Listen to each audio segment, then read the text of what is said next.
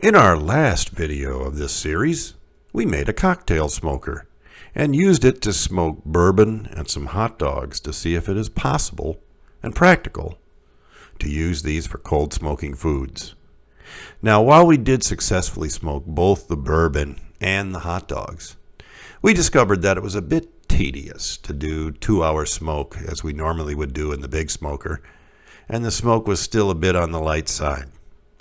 Today, we're going to attempt to step this up a notch using something called an immersion smoker, as you can see here, which is basically a standard cocktail smoker with the addition of a motorized fan. So let's get started.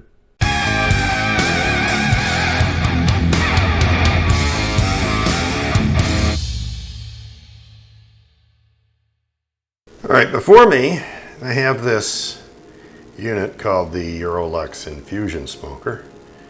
And I got this luxury unit off of Amazon for 15 bucks. Let's take a look. So we got our instructions, got our unit, and a crappy piece of rubber tubing. Anyway, so the way this works, this head here holds the chips.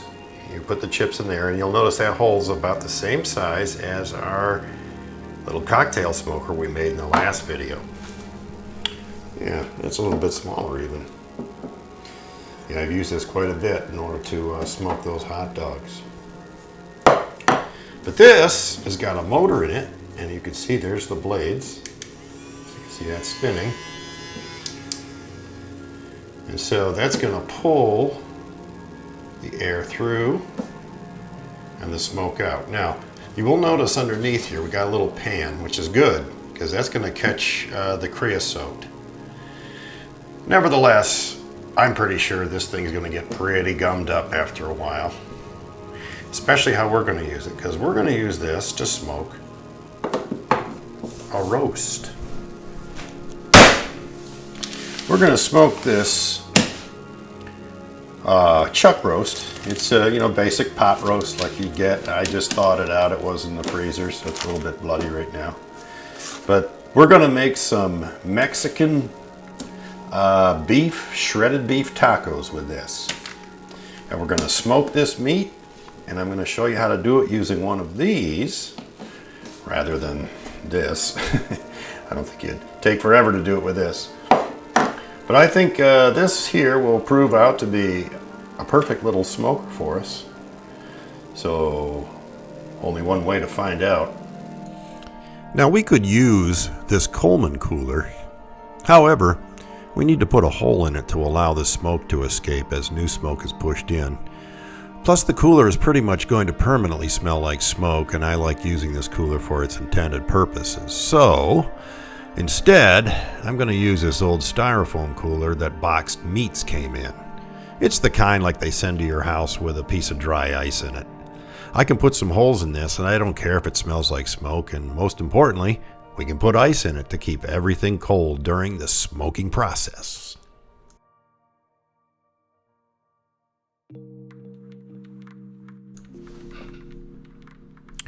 I'm going to make the smoke box. And the first thing I'm going to do is drill a small hole for the tubing near the bottom, so when the tubing is inside, most of it curled up will be covered with ice, and this will help cool the smoke down quicker.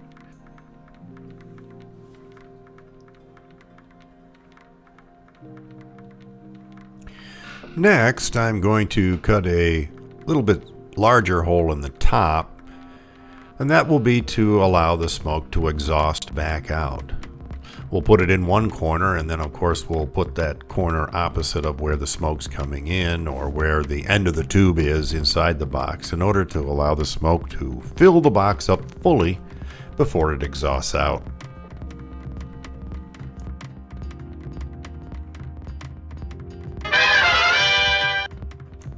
Now that the smoking box is ready, we can prep our meat. Now I'm just going to cut this roast into some smaller chunks so that we can get a good smoke on it, and also so it will cook a little bit faster in the slow cooker later on. Now, for putting it in the smoker, I'm going to place the meat on a rack with a drip pan underneath so that the smoke can get around to all sides of the meat for good penetration. And I'm not just going to smoke this meat, I'm also going to smoke some commercial tomatillo salsa. Now, I did a video last year, link here in the description and a picture of the thumbnail, on how to make your own smoky tomatillo salsa. And there's no way that this commercial stuff will even be close to the flavor and texture of a true Smokey Dave green salsa. But as tomatillos are not really in season right now, I'm going to do it this way just to improve this fairly decent commercial salsa so we'll have something delicious to put on our tacos.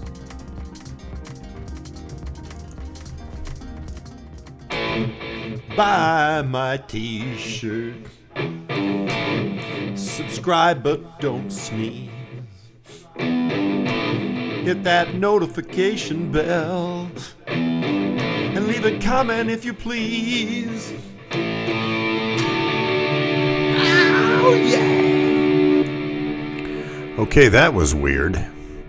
Anyway, I got the smoke box outside and ready to fill with ice and place our meat and salsa inside and get ready to test this new portable immersion smoker.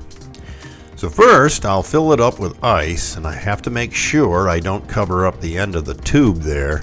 We don't want to block the smoke coming out. But the ice will cool the smoke down as it flows through the tubing.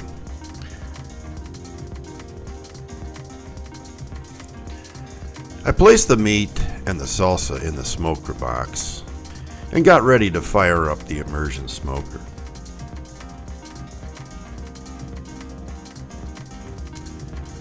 So I'm using applewood pellets. Gasp. Yes, I know. I'm not a fan of pellets. However, in this case, they do provide a dense, compressed amount of applewood in a tiny, pre-made nugget that appear to work quite well for this application, as they do continue to smolder for much longer than just little chips. And considering how small the hole is in the immersion smoker, that's kind of important. And as you can see, it's really starting to pump some really good smoke into the box. Well, it did for about 30 minutes.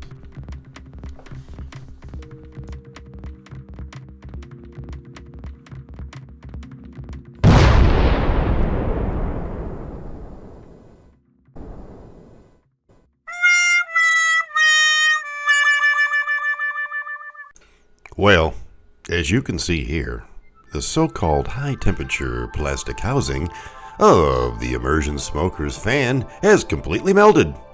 Apparently, using this in a continuous smoking fashion is counterproductive. You can say that again, Jim. Failure, however, is just a lesson on what you or I need to do differently in order to succeed. And I'm not going to waste these tacos, so I guess I will just fire up the big smoker and finish them off while we contemplate yet another way to build a tiny smoker. We'll get it. Now you'll notice the tray of ice I put above the food, and that's to get it to cool down quickly. It takes a little bit longer for the big smoker to cool down, so this will just help with that. We've completed our 2 hours of cold smoking the beef despite our setbacks, and it's time to get this meat into the slow cooker. We will be slow cooking the beef for the next 10 hours on low. Now you can cook it at a higher temperature for a shorter cook time if desired, but low and slow always produces the best results. Now I'll be starting off using 2 cups of my famous Smokey Dave Smoky Bone Broth. To the bone broth, add 1 tablespoon of beef bouillon.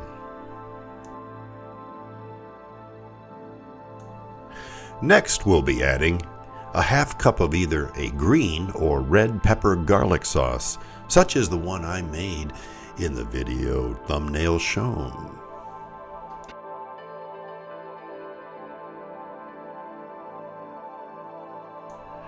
Next, I'll be adding 3 tablespoons of minced or finely chopped garlic.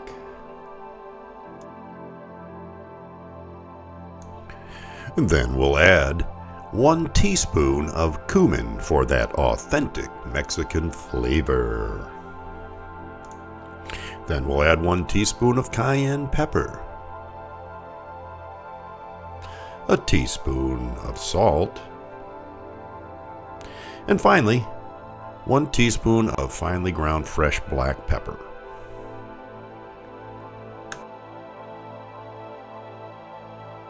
Once these ingredients are stirred together a bit, we will place the beef in the smoker, and I will fast forward 10 hours into the future.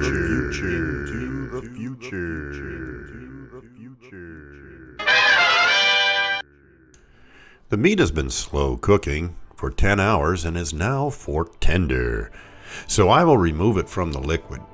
We'll reserve about 2 cups of that liquid, plus all the little bits of garlic and such that it's at the bottom, and we'll be using that a little bit later. Now I'm going to throw that meat into a cast iron pan along with the reserved liquid, just to simmer those extra flavors and moisture into the meat before we make our tacos. So I'll simmer this at a low heat. We'll just kind of mix that around until the liquid is fully incorporated into the meat. Now, starting with some white corn tortillas that have been steamed to make them flexible, I'll take a generous dollop of the meat, along with some Smokey Dave's smoked cheddar habanero and some smoked seriously sharp in about a 50-50 mix that I've shredded. And at this point, you can add whatever additional things you would like to cook in if you want to add some peppers or onions or other things like that. I'm just going to do it plain, just plain meat and cheese for now. And then I'll add some cherry tomatoes on top once I fill this pan up. And they'll roast nicely and be quite spreadable and will be just delicious with these tacos. And don't forget our smoked tomatillo salsa, which we will be adding as a garnish at the end with some chopped green onions.